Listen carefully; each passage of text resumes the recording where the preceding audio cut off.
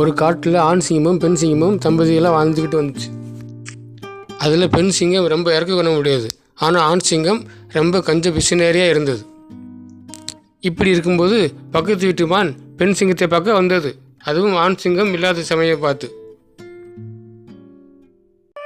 அண்ணி அண்ணி, என்னம்மா உங்க அண்ணன் இல்லாத நேரமா பார்த்து இங்க வந்திருக்க?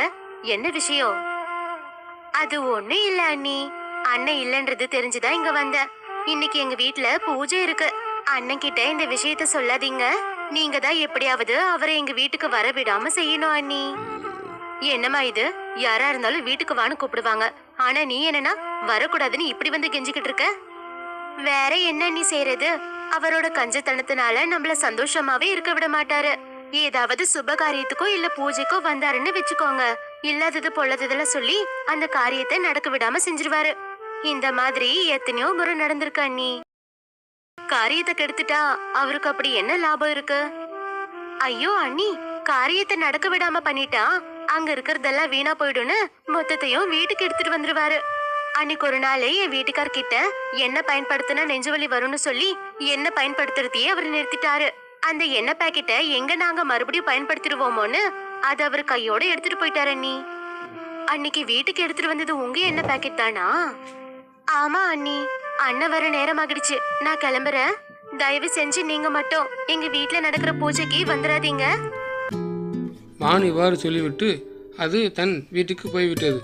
இந்த மாதிரி மான் சொன்னதை கண்டு பெண் சிங்கம் மிகவும் வருத்தப்பட்டது. ஏன் நம் கணவர் இப்படி இருக்கிறார் என்று மிகவும் வேதனை அடைந்தது. அப்பொழுது ஆண் சிங்கம் நிறைய பழத்துடன் அங்கு வந்தது. என்னங்க இவ்வளவு பெரிய பை எடுத்துட்டு வந்திருக்கீங்க? எதுக்கு எல்லா காய்களையும் வாங்கிட்டு வந்திருக்கீங்க? ஐயோ பைத்தியக்காரி, நான் எதுக்கு வாங்க போற சொல்லு? இதெல்லாம் நான் வாங்கவே இல்லை, என் புத்தியால இது வந்துச்சு. இதை எடுத்துட்டு போய் மறைச்சு வை. நான் சொல்லும் போதுதான் இதை வெளியே எடுக்கணும், சரியா? இதை வீட்லயே வச்சு என்ன லாபம்? காய்களை நான் சமைச்சிடுறேன். கொஞ்ச நேரம் சும்மா இருக்கிறியா? ஏற்கனவே குளிர்காலம், இதை வச்சு நம்ம நிறைய பணத்தை சம்பாதிக்கலாம். அது எப்படிங்க? நீ பாத்துக்கிட்டே இரு என்ன நடக்க போகுதுன்னு. இப்படி சொல்லிட்டு ஆண் சிங்கம் நன்றாக போய் தூங்கிவிட்டது. மறுநாள் காலையில் குளிர்காலத்தில் குளிரை கட்டுப்படுத்தும் பழங்கள் விற்கப்படும் என்று போர்டு மாட்டியது. இதை பார்த்த மான் மற்றும் குதிரை முயல் ஆச்சரியப்பட்டது. என்னங்க எங்களை ஏமாத்த பாக்குறீங்களா? குளிர் இல்லாம கூட இந்த காய்கள்லாம் செய்யுமா என்ன? ஆமா ஆமா, நானும் அதை பாத்துக்கிட்டு இருக்கேன். இது எப்படி சாத்தியம்? பாருங்க, முதல்ல இந்த காய்கறிகளை நீங்க வாங்குங்க. அத வாங்கினாதான் நான் சொல்லுவேன், இல்லைன்னா நான் சொல்ல மாட்டேன், அவ்வளவுதான். குளிரை கட்டுப்படுத்துகிற காய்கள் என்னவா இருக்கும் என்று யோசிக்கொண்டே அங்குள்ள பழங்கள்லாம் அவர்களும் வாங்கினார்கள். உங்க காய்ங்க எல்லாத்தையும் வாங்கிட்டோம்ல என்ன? இப்பயாவது உண்மையை சொல்லுங்க.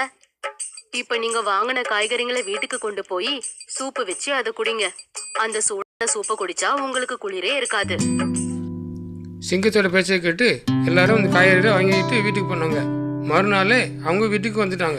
பாருங்க, நீங்க சண்டை போடுறதுனால ஒரு லாபமும் இல்ல. சூப் குடிச்சதுக்கு அப்புறமா உங்களுக்கு குளிர் இல்லைல்ல? அப்ப குளிர்ல, ஆனா சூப்பு குடிச்சதுக்கு அப்புறமா மறுபடியும் குளிர்ச்சு. அப்போ நீங்க மறுபடியும் சூப் செஞ்சு குடிச்சிருந்திருக்கணும். பாரு தங்கச்சி, இப்போ நீ வீட்டுக்கு கிளம்பு. நான் சொன்ன மாதிரி நடந்தும் கூட நீங்க பேசிக்கிட்டு இருந்தா நான் சும்மா இருக்க மாட்டேன். கிளம்புங்க. அப்போ நரி அங்கே முளைத்து கொண்டே வந்தது. அதை பத்தி சிங்கம், என்ன அப்படி பாக்குற? நீ வித்த காய்ங்க ஏன் தோட்டத்துல இருந்தது தானே? உண்மையை சொல்லு, இல்லனா நான் போலீஸ கூப்பிடுவேன். எதுக்கு? அவங்களுக்கும் காய்களை விக்கிறதுக்கா? திருடினத மறைக்காத, உண்மையை சொல்லு. அன்னைக்கு ஒரு கனவு வந்துச்சு. அந்த கனவுல நான் என் தோட்டத்துல இருந்து காய்களை பறிச்சு வீட்டுக்கு எடுத்துட்டு வரேன். அப்போ எனக்கு முழிப்பு தட்டிடுச்சு. எழுந்து பார்த்தா அந்த காய்களும் என் பக்கத்திலேயே இருக்கு. அதனால அந்த காய்களை நான் என்னோட கனவுல இருந்துதான் பறிச்சு எடுத்துட்டு வந்தேன். உன் வீண் பேச்சை விட்டுட்டு போய் உன்னோட வேலையை பாரு. இப்படியே எவ்வளவு நாளைக்கு செய்யறேன்னு நானும் பாக்குறேன். பாத்துக்கோ, உன் வீட்டுக்கிட்டே பாத்துக்கோ, ஆனா என்கிட்ட வந்துடாத. இப்படி ஆண் சிங்கம் செய்யறதுனால பெண் சிங்கத்துக்கு ஆண் சிங்கத்து மேல மிகவும் வெறுப்பு வந்துருச்சு. அதனால என்னங்க, உங்களால இந்த ஊர்ல என்னால தலை நிமிந்து நடக்க முடியல. அப்படின்னா தலை குனிஞ்சுக்கிட்டு நட. தலை நிமிந்து நடந்தா வெயில உன்னோட முகம் கருத்து போயிடும். தலை குனிஞ்சுக்கிட்டு நடந்தாதான் உனக்கு நல்லது. நான் என்னோட பிறந்த வீட்டுக்கு போறேன். ரொம்ப நல்லது. வீட்டுல காய்ங்க மளிகை சாமான் எல்லாம் மிச்சமாகிடும். இன்னும் கொஞ்ச நாளைக்கு எதுவும் வாங்க வேண்டிய வேலையே இல்லை எனக்கு. இப்படி இருக்கும்போது காட்டுக்குள் பெரும் புயல் வந்தது. இதில் மான் வீடு, குதிரை வீடு, முயல் வீடு எல்லா வீடும் எரிந்து விட்டன. சிங்கத்து வீடு மட்டும் பாதுகாப்பு இருந்தது. அதனால் மான், குதிரை, நரி எல்லாம் சிங்கத்து வீட்டுக்கு வந்தன. சூறாவளி காத்துல எல்லார் வீடும் இடிஞ்சு போயிடுச்சு. ஏற்கனவே குளிர்காலம். இந்த குளிர்ல எங்கேயும் போக முடியல. இப்ப எங்களுக்கு நீதான் தோண. தயவு செஞ்சு இங்க தங்க இடம் கொடு. ஓ, கஞ்சத்தனத்தினால எங்களை நீ ரொம்ப கஷ்டப்படுத்தின. ஆனா இப்ப நாங்க அது எல்லாத்தையுமே மன்னிச்சிடுறோம். ஆனா இந்த முறை கண்டிப்பா நீ எங்களுக்கு தங்க இடம் கொடுத்தே ஆகணும். போது நிறுத்துங்க. ஆபத்துல இருக்கிறவங்களுக்கு ஆதரவு தர நல்ல மனசு என்கிட்ட இருக்கு. நீங்க ஒண்ணும் கஷ்டப்படாதீங்க. குளிர்காலம் முடியற வரைக்கும் நீங்க என்னோட வீட்டுல பாதுகாப்பா இருக்கலாம். சிங்கம் இவர் சொன்னதை பார்த்து மிகவும் சந்தோஷப்பட்டனர். சிங்கத்தை மிகவும் பாராட்டினார்கள். ஆனா கொஞ்சம் நிபந்தனை இருக்கு. அது என்னன்னா, என்னோட வீட்டுல இருக்கிறதுக்கு நீங்க கொஞ்சம் பணம் கொடுக்கணும். பணம் தானே, நாங்க கொடுக்கறோம்.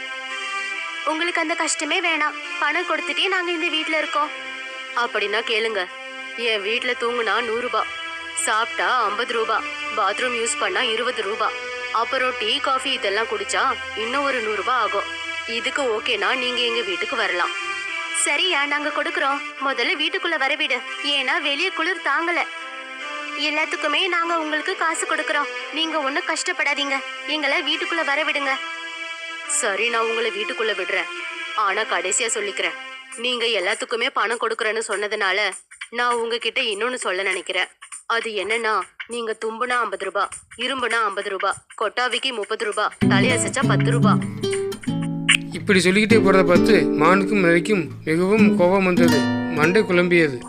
ஐயோ கடவுளே, இந்த கஞ்ச பிசுனாரியோட வீட்டுல இருக்கிறதுக்கு பதிலா ஏதாவது மரத்தையோ ரோடையோ பாத்துக்கிறது நல்லது.